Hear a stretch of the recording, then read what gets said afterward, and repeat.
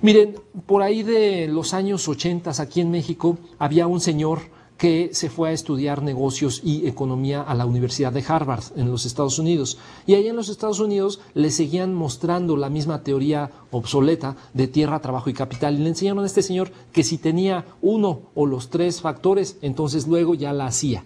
Sin embargo, regresa este señor después de haber estudiado en Harvard y regresa y se da cuenta de que no tiene ninguno de los tres factores tradicionales de producción. Luego, entonces, ¿qué creen que hizo? ¿Se quedó llorando? No.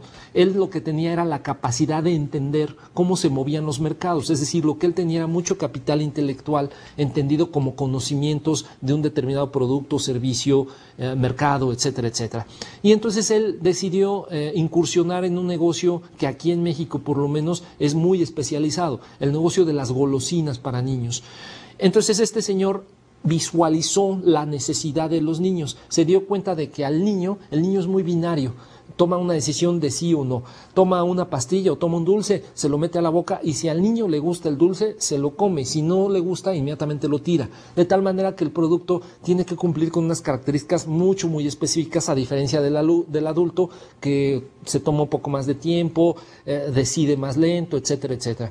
Esa era una de las características. El dulce debe de ser muy atractivo y muy rico para el público objetivo, para el segmento que en este caso son los niños.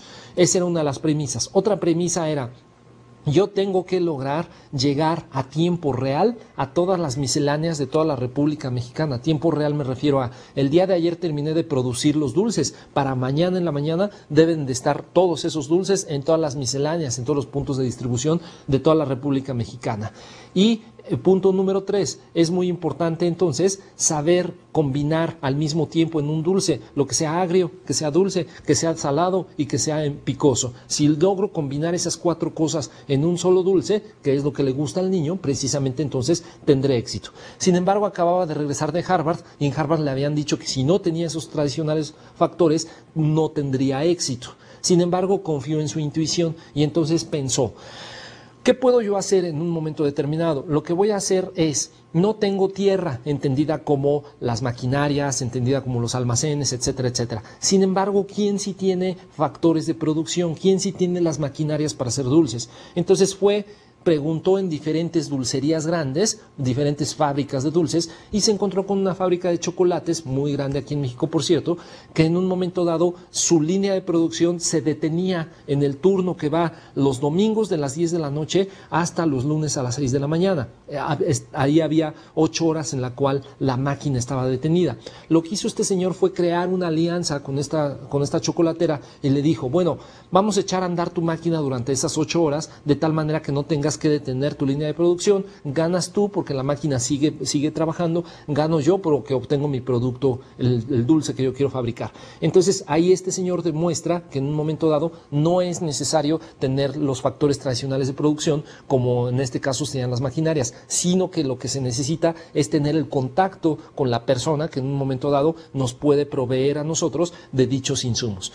Por otro lado, pensaba este señor, bueno, acordémonos que uno de los factores críticos de éxito es estar en todas las misceláneas en tiempo real al siguiente día en el cual se produce el producto. Pero para lograr esto se da cuenta de que necesita toda una flotilla de camionetas, toda una infraestructura de personas que manejen las camionetas, pagar seguros, pagar choferes, pagar gasolina, todo este asunto. Y de repente él piensa, bueno, no lo puedo hacer así porque en un momento dado la camioneta se obsoletiza, hay que darle mantenimiento, se va depreciando, hay que pagarle IMSS y seguros a la persona que maneja la camioneta, etcétera, etcétera, etcétera. Y entonces pensó, no me interesa meterme en el negocio de las camionetas, no me interesa comprar toda una flotilla, tener toda una infraestructura para repartir. Entonces, pero ¿quién sí tiene para repartir? ¿Quién sí llega a tiempo real a todas las misceláneas en toda la República Mexicana? Por un lado están los vendedores de papas y por otro lado están los vendedores de pan. De tal manera que fue con los vendedores de papas y les preguntó, oigan, ¿y si ustedes se llevan en su camioneta una cajita de chocolates o de dulces, los que yo fabriqué, para que en un momento dado lo distribuyan al mismo tiempo que ustedes me están haciendo la fabricación, al mismo tiempo que ustedes están distribuyendo su producto, distribuyan el mío. Entonces, se fijan, una vez más hizo una alianza con alguien, de tal manera que no necesitó ahí en un momento dado el trabajo el trabajo propio, sino que fue y arrendó, pidió prestado, se alió con otra empresa que le prestó el trabajo que ellos ya venían haciendo. Entonces este señor demuestra que la teoría de Adam Smith de hace casi 250 años quedó obsoleta. Ya no necesito tener tierra, trabajo y capital para poder echar a andar una muy buena idea de negocio. Ahora lo que necesito es que el capital intelectual que yo tengo, la manera en la cual yo hago negocios, es precisamente la que me va a ayudar a capitalizar y a hacer más exitoso nuestro trabajo.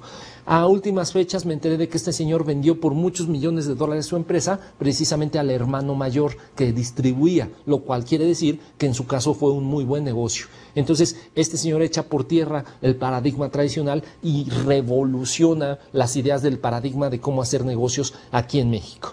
Ese es un ejemplo. Entonces, a lo que quiero llegar al final del día es importante echar a andar nuestro CPU mental para poder entender y visualizar cuáles son las nuevas oportunidades de negocio, en dónde se encuentran estas, cómo puedo yo cristalizar dichas ideas hacia tratar de que mi empresa sea más consistente, más productiva, más efectiva, etcétera, etcétera. Entonces, uno de los problemas básicos que tenemos en las empresas, como dice en la lámina siguiente de su presentación, es que en un momento dado todas las teorías que nos han llevado a diseñar nuestra empresa de la manera en la cual hoy día están diseñadas son cosa del pasado, es decir, ya evolucionamos. Si ustedes se fijan, hemos estado hablando, por ejemplo, de departamentalización y estructuración del trabajo vía un organigrama. Sin embargo, acordémonos, como lo platicamos anteriormente, este organigrama proviene básicamente de una estructura militar, de una estructura rígida, de una estructura autócrata, en donde muy pocos toman decisiones y muchos hacen la operación, de manera tal que todas estas teorías anteriores de administración apuntaban a mejorar lo que actualmente se está haciendo, pero ninguna propone un cambio realmente radical. Piénselo, reingeniería no propone un cambio radical, sino que nada más una mejor manera de hacer las cosas.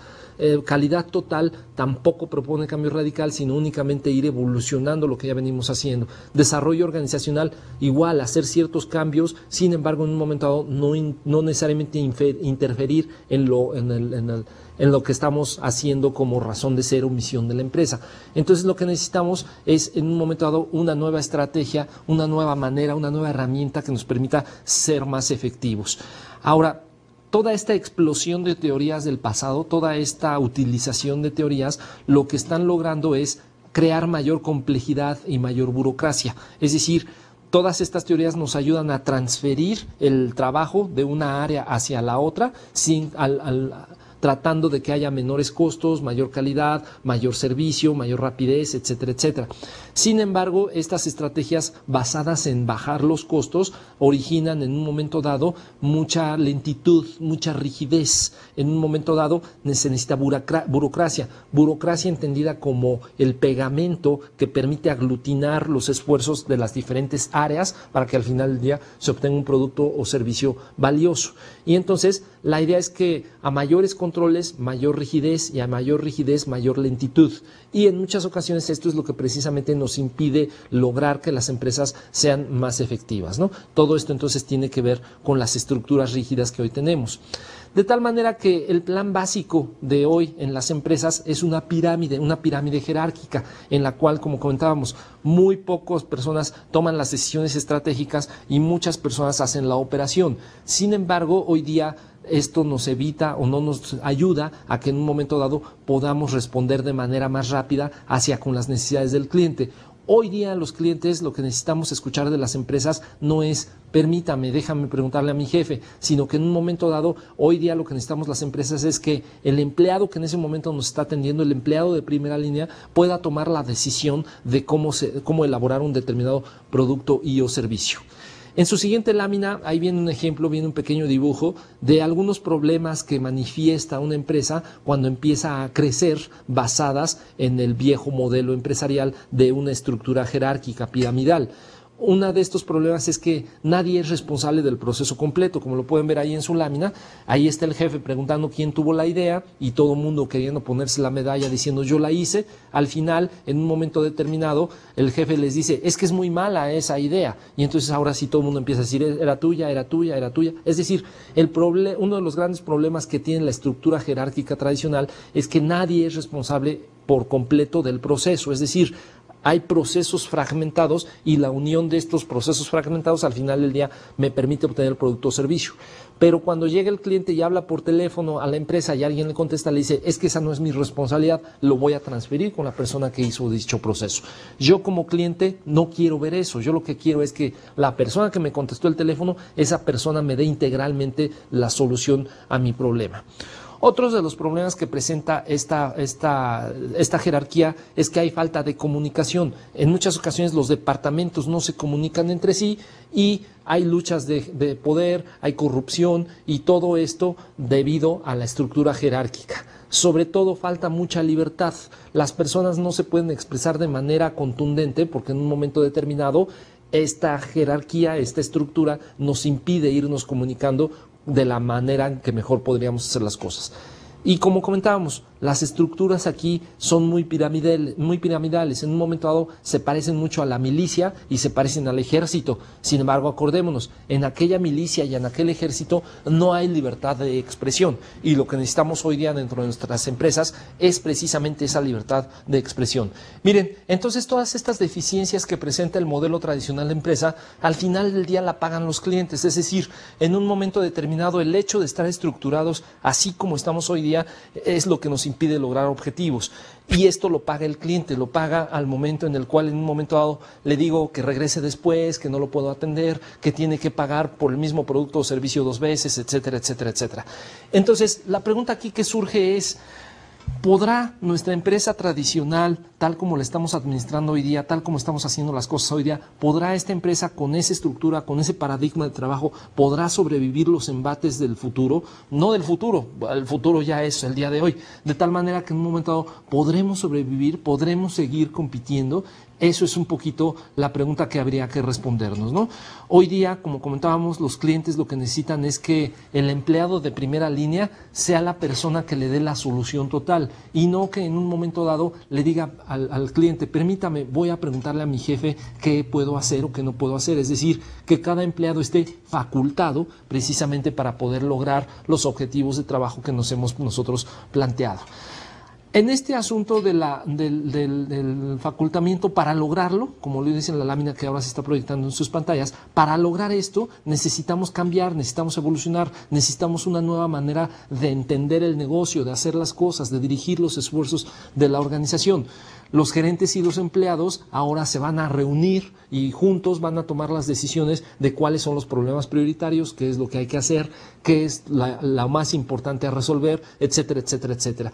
Todo esto lo tenemos que hacer ahora muy alineados con los valores, las creencias, las ideas rectoras de la empresa, para que en un momento dado, fíjense ustedes que el marco de referencia que vamos a tener, las líneas de la cancha que nos van a indicar por dónde es que vamos a caminar, por dónde está permitido llevar a cabo las actividades, es precisamente los valores y las creencias de la empresa. Ahora necesitamos nosotros con mucha precisión dejar claro cuáles son estas creencias, cuáles son estos valores y cómo le vamos a hacer para que la gente se pueda encadenar sus esfuerzos hacia el cumplimiento de estos valores y de estas creencias.